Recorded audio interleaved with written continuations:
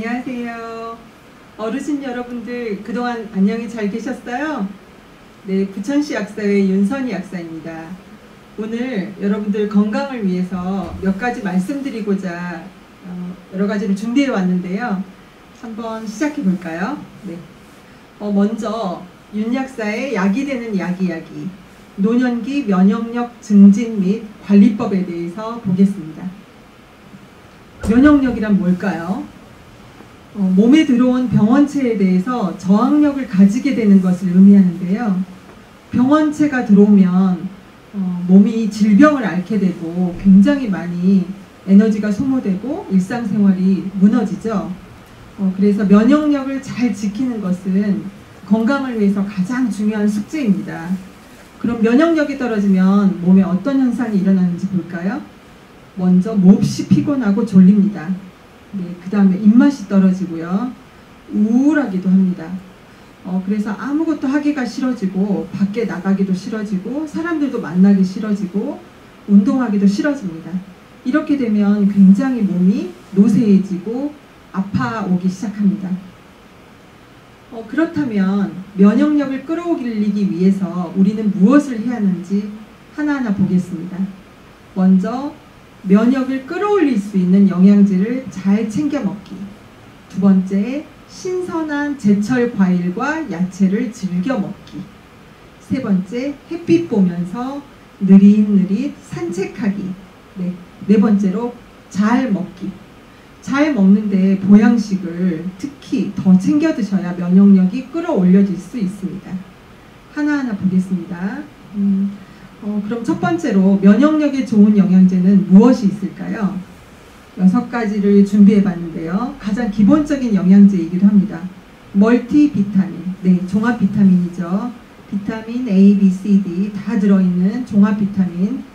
두 번째로 마그네슘, 근육의 영양제입니다. 세 번째로 혈관 영양제인 오메가3. 네 번째로 요즘 급부상하고 있죠. 질병과 아주 밀접한 관련이 있는 비타민 D. 네, 다섯 번째로 프로폴리스, 천연 항생제로 불리고 있습니다. 여섯 번째로 면역 영양제인 아연. 이렇게 6가지를 보겠습니다. 첫 번째로 종합 비타민. 네, 종합 비타민은 어떠한 역할을 할까요? 맨 먼저 항산화작용, 몸이 노쇠해지는 거, 몸이 노화되는 것을 지연시켜주고 막아주는 역할을 합니다. 두 번째로 피로회복에 굉장히 우수한 효과를 가지고 있죠. 그래서 영양제를 먹고 신발 신고 밖에 나가고 싶어지는 생각이 든다라고 말씀을 많이 하시더라고요. 피로회복에 아주 좋습니다. 세 번째로 몸에 병원균이 침투했을 때 그 병원균을 이겨낼 수 있는 저항력을 가지는 면역 강화제. 이런 3가지 역할을 하고 있는데요. 종합 비타민을 꼬박꼬박 챙겨 드시는 거 어떤 숙제보다 꼭 해야 될 것입니다. 두 번째로 오메가3를 보겠습니다. 보통 여러분들이 생각하시는 대로 혈관 영양제라고 생각하시면 되는데요. 오메가3는 DHA와 EPA로 구성되어 있는데요. 머리 영양제와 혈관 영양제 2가지 기능을 다 겸비하고 있다고 생각하시면 됩니다. 자, 머리가 맑아지고 좋아지고요. 두 번째로 기억력이 좋아집니다. 세 번째로 눈 건강에 좋습니다. 눈에도 많은 혈관이 존재하고 있는데요. 그 혈관을 깨끗하게 함으로써 시신경을 강화하고 눈 주변에 있는 모든 혈관이 깨끗해져서 시력이 많이 좋아집니다. 다음으로는 심혈관 질환에 굉장히 밀접한 영양제인데요. 심장이 막히지 않게 도와주고 그 다음 사진을 보시면 알겠지만 혈관에 낀 지방들을 많이 제거하는 그런 역할들을 하고 있고요. 그렇게 하다 보면 혈압 관리에도 굉장히 좋은 도움을 받습니다. 네, 오메가3 혈관 영양제 기억해 주세요. 자, 그 다음에 면역 영양제로 아연이 많이 이야기되고 있는데요. 몸에 아연이 결핍되면 어떤 현상이 일어날까요? 먼저 성장이 지연됩니다. 그래서 키가 작거나 왜소하신 분들은 피검사를 해보면 전반적으로 아연이 결핍되어 있는 걸 알 수 있습니다. 또 한 가지 나타나는 증세가 탈모. 그래서 탈모 환자들은 아연을 집중적으로 투여해야 되죠. 네. 상처 회복도 지연되고 있습니다.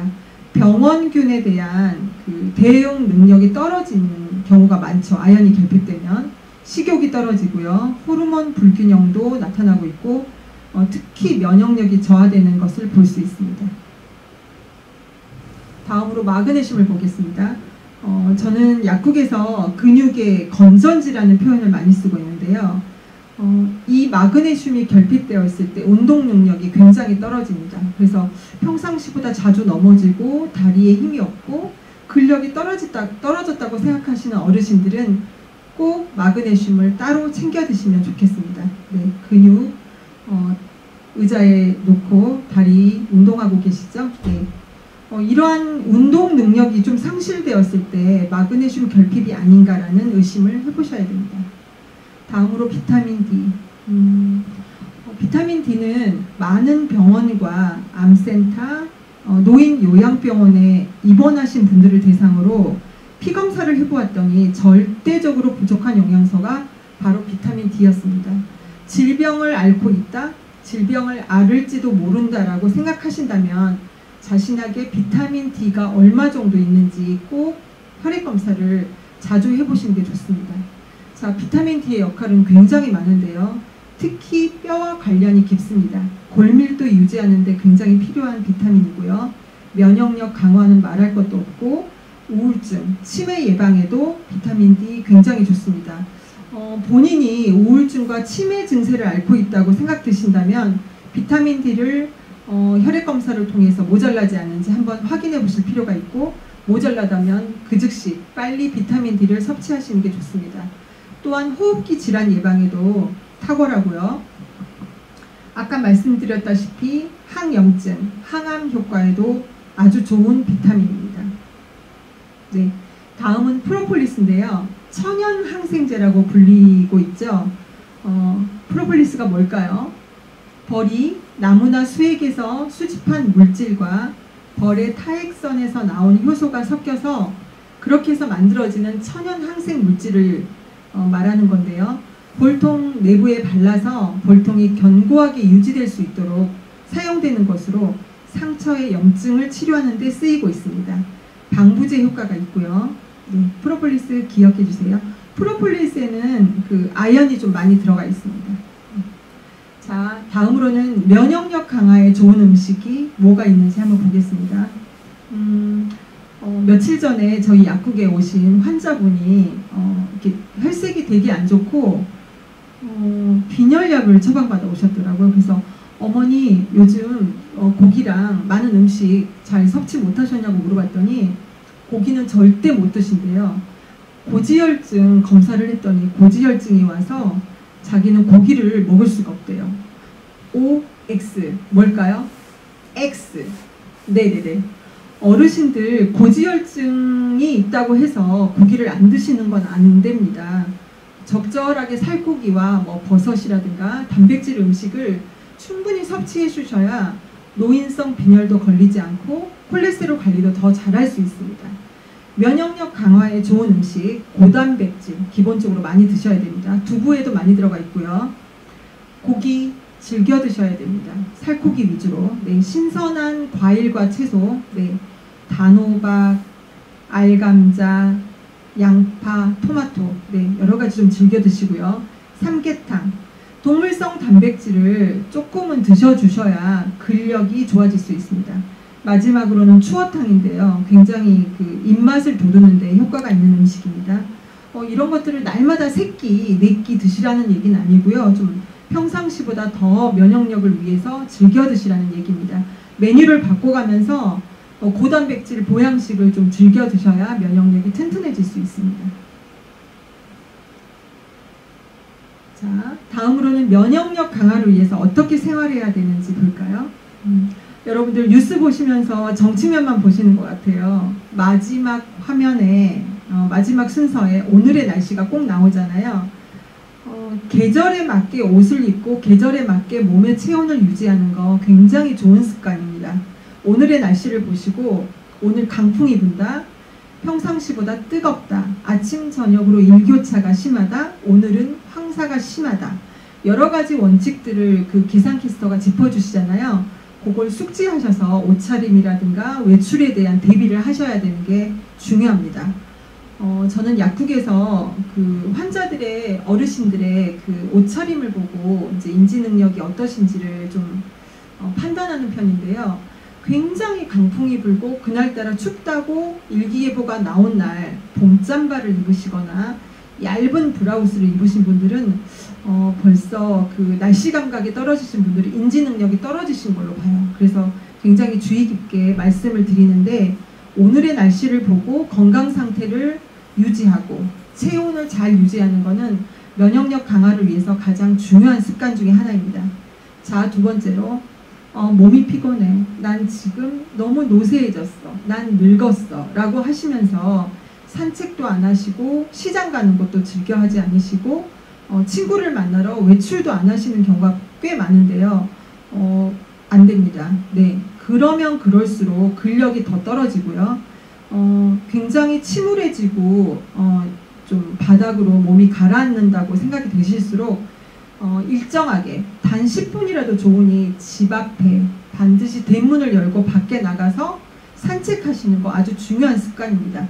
집에만 있지 말기, 하루에 한 번씩 외출하기, 네, 중요한 숙제입니다. 꼭 해보시기 바랍니다. 그렇게 자꾸 걸어주시고 산책하시고 해야 인지도 좋아지시고 긍정적인 생각도 들고 근육도 튼튼해집니다. 자, 세 번째로 앞에서 말씀드렸던 영양제, 단백질 음식 하루도 걸리지 말고 잘 챙겨 먹기. 영양제를 사가셨는데도 제대로 못 드셔서 두 달짜리 사가셨는데도 넉 달이 걸렸다는 어르신들이 있는데요. 요즘 어르신들 핸드폰 잘 돼 있잖아요. 알람을